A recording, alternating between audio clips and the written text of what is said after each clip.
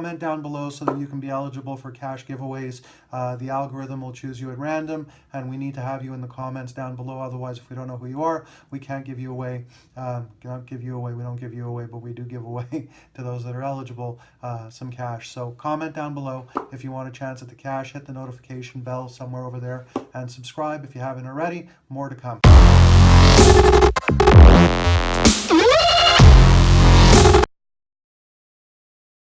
Machine in order for you to get what you want and maintain that level, and again to expand your business. So I bet when I first mentioned this, you guys weren't thinking about how easy this would make the updates if you did check every 2 hours and everyone was really on the same page, right? So back to you know, your project's progression velocity. Every 2 hours you must, again, I'm drilling it home, you must do this, and this makes your log process much easier, much more accurate, and error and stress free. So control of your staff. Don't expect that everybody that's working for you is going to be as tuned into the business as you are, because they're not. Even the best of employees won't be. Now, don't expect that, you know, the next day everyone's going to just come in and they're going to pick up right where they left off and, you know, hit the nail right on the head out of the gate on autopilot by themselves. It doesn't work that way most of the time. Even the best of employees don't have the same interest level in your business that you might have. They will allow personal matters to affect their productivity, and they're going to do that way more than you ever will. So keep that in mind. For this reason, you know, and countless others, you have to have a meeting every day with everyone, and you have to lay out what the expectations are for the day, what you want them to do, and what needs to be covered by certain time. The parameters must always be clear. There can't be misunderstandings. You can't leave it so that people have to sort of figure out what you mean. You have to be clear as the clearest window that you've ever looked through. Totally clear, okay? And it should be the same with your clients as well. The parameters have to be set in advance. Everyone has to know what's expected of them, and or with a client what you're giving them, and you have to be masterful about doing this, and it avoids headaches. Now, there can be a lot of intermingling as well during the day among your staff. Sometimes it's good, and sometimes, you know, it's not very good for productivity. So for this reason, you should have, as the old saying goes, birds of a feather should stick together.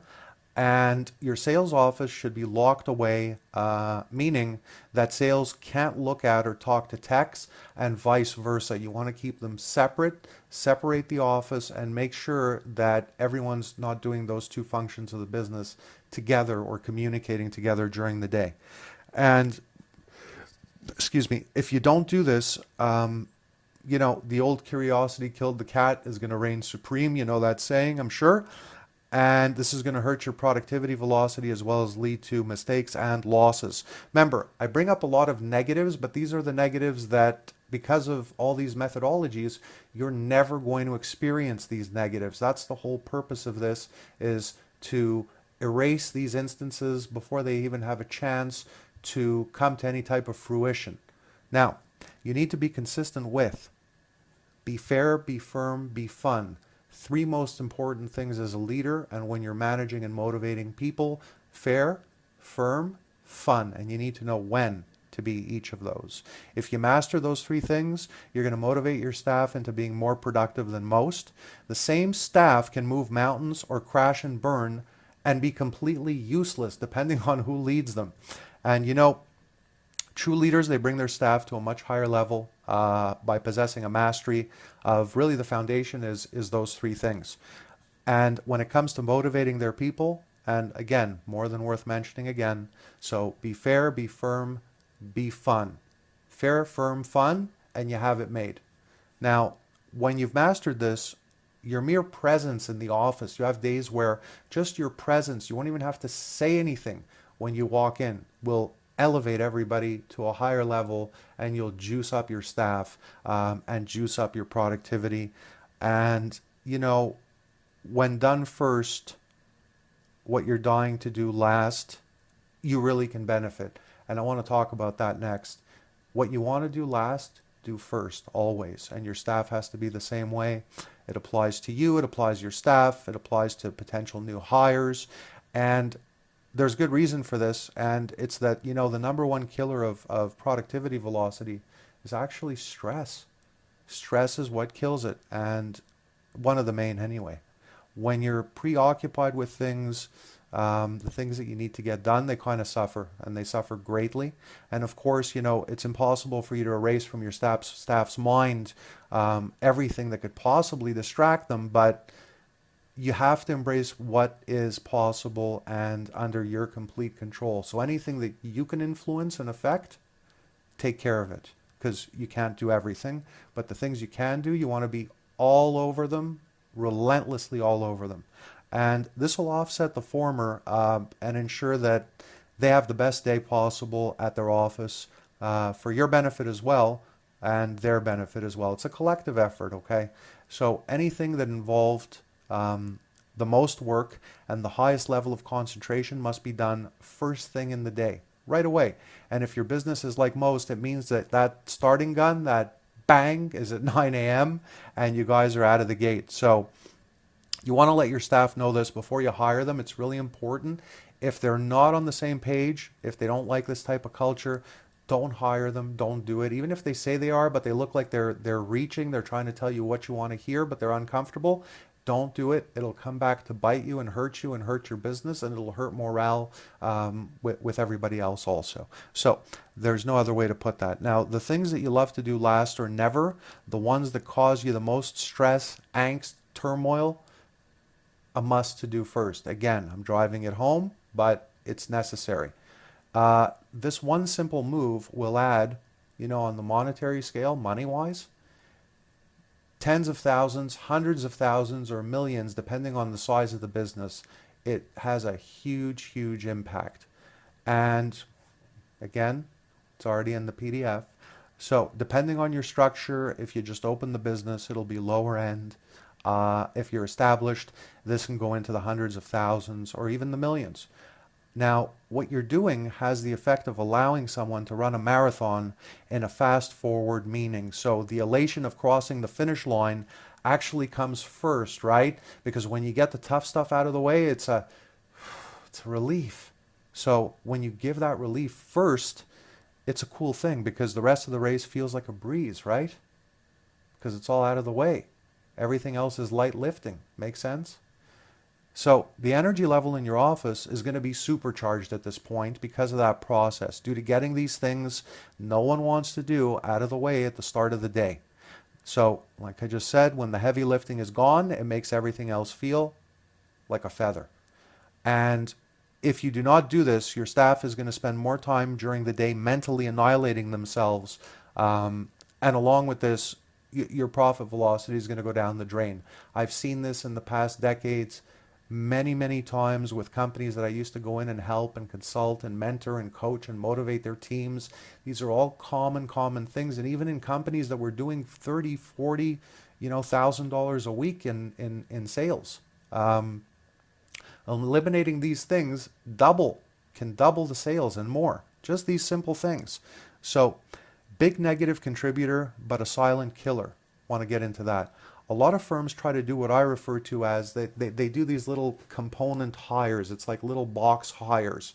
And instead of hiring tech people that are more global in their knowledge, they actually hire freelancers and or part-timers thinking that they're actually going to save money. Wrong. They're not going to save money. They're going to get killed. So here's what I mean. You want to hire developers that can do everything. And again, doesn't matter what the business is. I'm talking about developers. You could be starting an accounting firm. It doesn't matter. Same thing. They should have an encompassing ability, not a specialty, and then weakness with the rest, because they can't be as productive that way.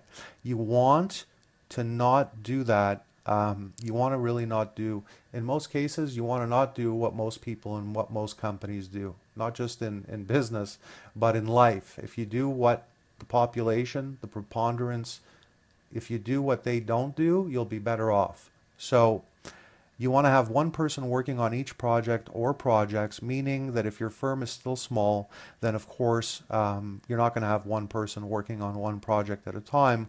Likely that person's going to work on a few projects if you're small, just starting out. That's fine too. So this is better than multiple people working on the same project, which is what most firms actually do. This costs you money and creates losses that are really measurable in some cases and some that cannot be measured within your business. And here's why.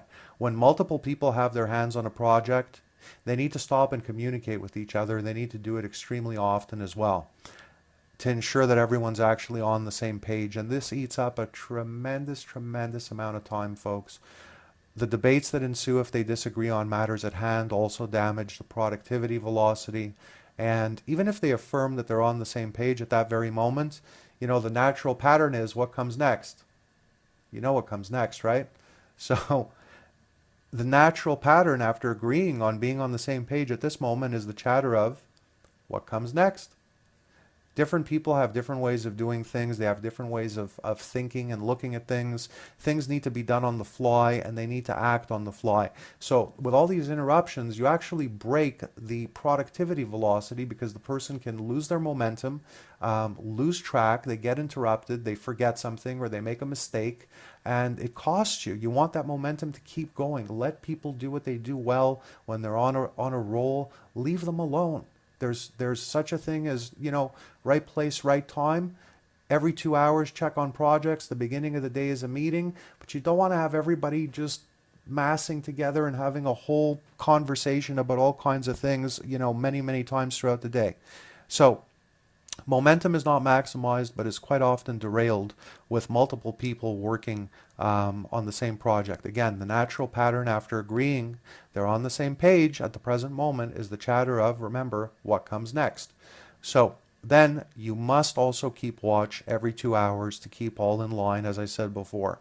So I want to talk about, it's too many cooks in the kitchen, and it's better that a project takes more time to finish with one person only touching it than having a project finished much faster with multiple people working on it, because taking up more time on the surface, it's just an illusion.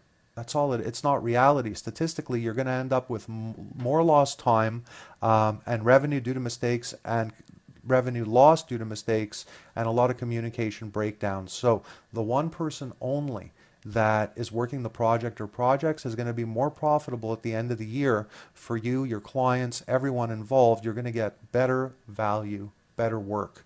And this has nothing to do with saving on salary. So I don't want you to misunderstand. It's not about saving money on salaries at all.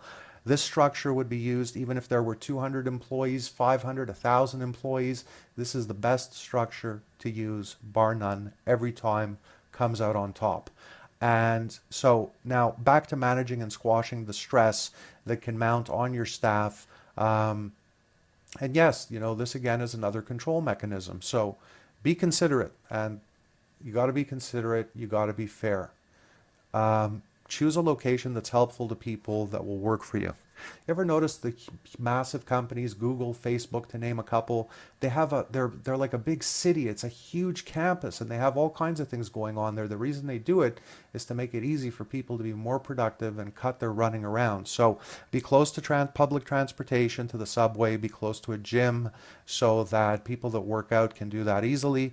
Be close to grocery stores and malls. The easier it is for your staff to access things that are required, the better for them and the better for yourself, the better for your clients. They're going to do better work, and that's amazing for your business.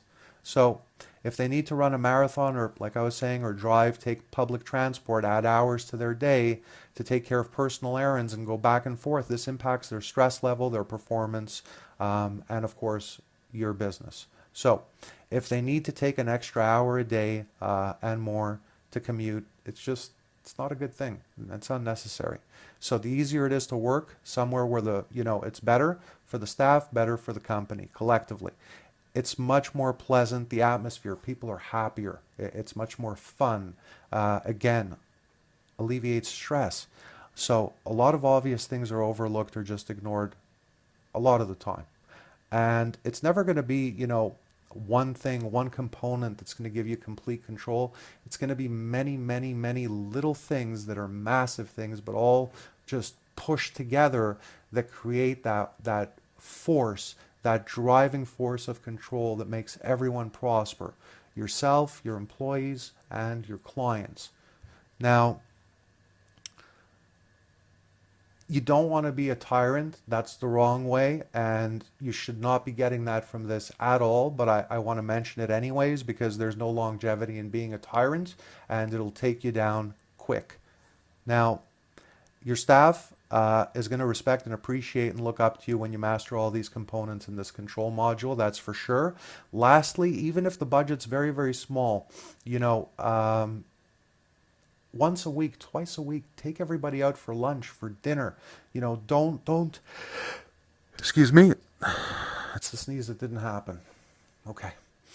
Yeah, take everyone out for lunch or dinner once a week at a minimum. You know, the firm that plays together stays together, and yes.